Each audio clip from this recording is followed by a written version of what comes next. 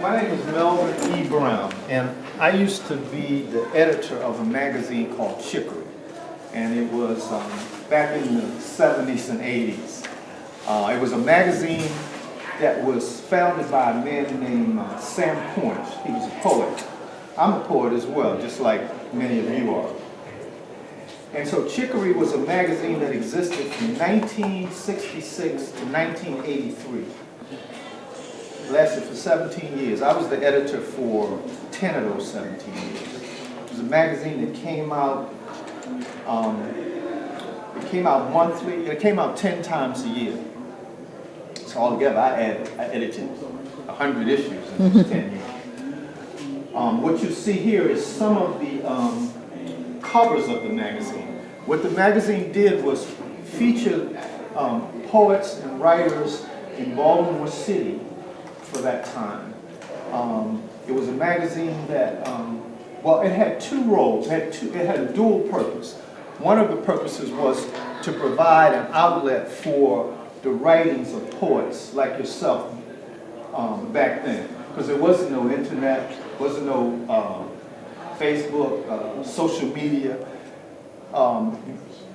This was a platform and an outlet in print for people to express themselves. So it had dual roles. It had the role of providing an outlet for people who wanted to become poets and wanted to get their work out, as well as for people who everyday people who just wanted to express themselves and weren't really had any aspirations to be poets or writers, but they just had something to say. They just wanted to comment on something. So here we are, almost 40 years later since the last issue. What we're trying to do is revitalize it, bring it back in some way. We're part of the Chicory Revitalization Project. So what we're trying to do is see if those writings back then are relevant to today, and how the writings of folk today relate to the things that the people wrote about back then. So what we have provided today, let me back up a little bit. One of the things that we're going to try to do in terms of bringing this magazine back is to do an anthology. That's our idea, that we want to create an anthology, a book, a collection of writings that feature the writings back then along with your writings today. Because the belief is that that issues that people were concerned about back then are still, in many ways, of great concern now. That the themes are pretty much the same. So that's our idea of what we want to do. So what we want to do today is share some of those poems, maybe about 5 of them, that were written during the 70s and 80s, so that you can look at them and respond to them and see just what you think about them, and how well do you think they speak to things that are happening now.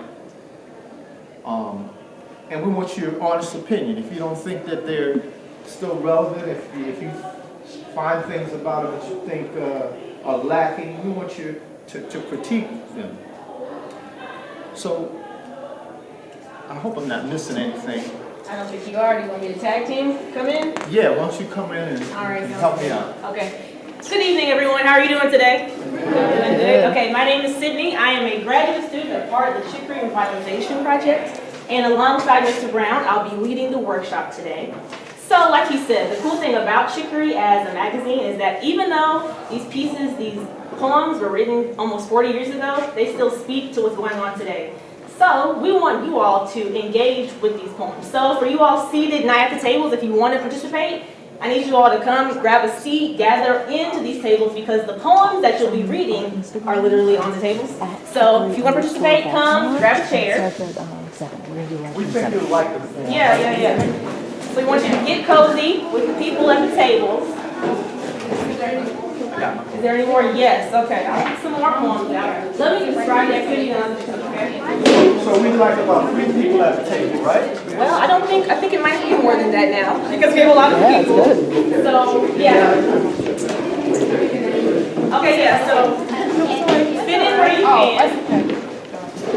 Okay, so like I said, or like Mr. Brown said, at each table we have about 5 poems from the run of Chicory. So as a group, I want you all to get to know your different teammates at your table. I want you to go through the various poems. You'll have about 5 minutes to go through the poems, pick one that really speaks to you, and then on each table you'll see there is a sheet that says group discussion questions. I want you and your teammates to look at the questions. They're just a guide, so you don't have to necessarily ask these questions, but just talk about the poem that you choose. Choose one of the poems that really speaks to your group, and then just ask the poem questions like, who wrote it? Does it relate to my life? What is the piece's overall message? And any other questions you might have for the poem itself, all right? So you have about 5 minutes. I want you to dig in. If you have questions, I'll be walking around. All right, go. Pick a poem.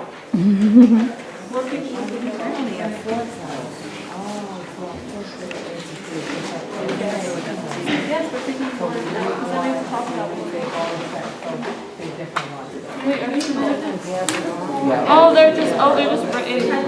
Okay. So this one is Africa. They're not all that long. They're like the second page. You just have to read it out. Black is the color. So you all understand the. Yeah, so you're going to go through these poems. Find one that you really like the most. And then ask me the questions. Like, you just learn more about the poem. Talk to them, okay? When you finish reading the poems, Yeah. decide what the overall message is.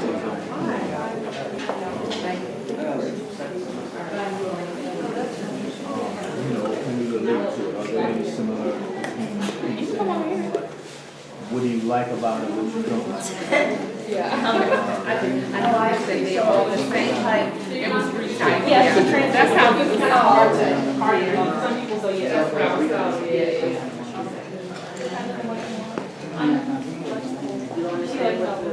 Yeah, that is okay.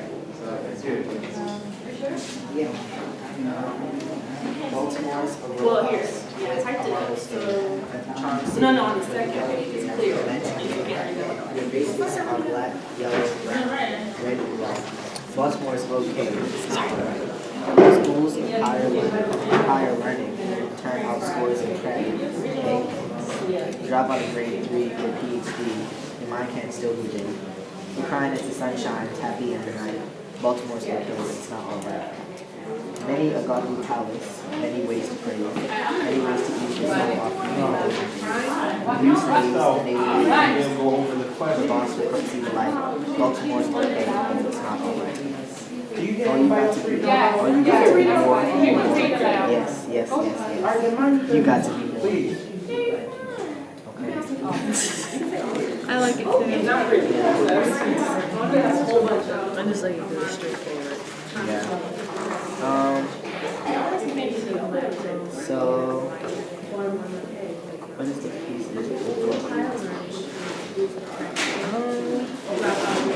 I don't have that. You have that. I feel like it's telling Here's some candy, some brain food. Baltimore Street from, I guess, I don't know whose perspective, maybe like an overall perspective. Candy, some brain food. It says like basically that. So maybe.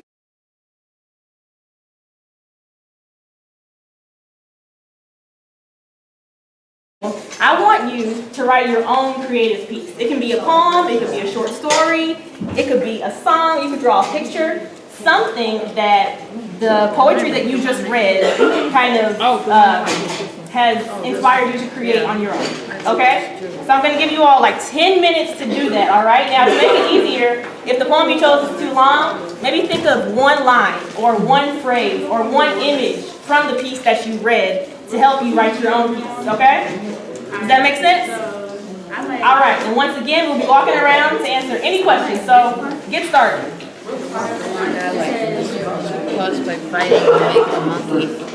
You make the monkey tighten the chain. Yeah, I like that too. It is. I think so. And you're talking about how to. I'm just going to use I'm reaching from that blackness down because it's sick. I'm not still going on, but the way it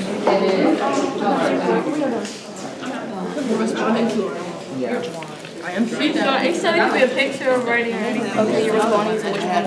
I like some hopeful thing. Are you writing a poem? Or we can write a poem, we can write about it.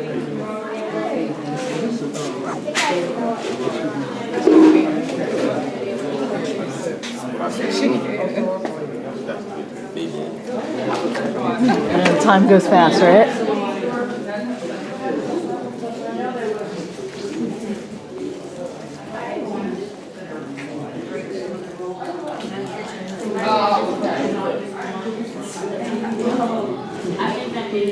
I'm not going to do the one that I like. I like this one too.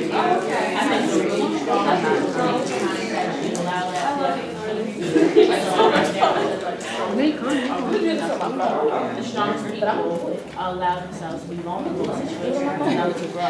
It's going pretty good. Towards the sun like a great tulip, king of his rich garden and babies. I think that's just like it's like a metaphor talking about like flowers and things like that, but comparing your strength to like a garden and like how when you use your strength in a vulnerable way, then you're able to become cast soft spiritual breezes set in motion by his love. His is capitalized, so it's talking about God. So like his love, God's love. I can smell their goodness, elemental and sublime. He's just talking about how he feels basically about those people who are strong enough to grow. Its power captivates proud colors, yellow, red, chocolate brown, purple, blue, green and white. Holding hands together, I only hope my strength comes close. Yeah, I think maybe his brother was like, I don't know, maybe he went through something or something like that. So maybe he's just like a tribute. But did you like this? Yeah. This one.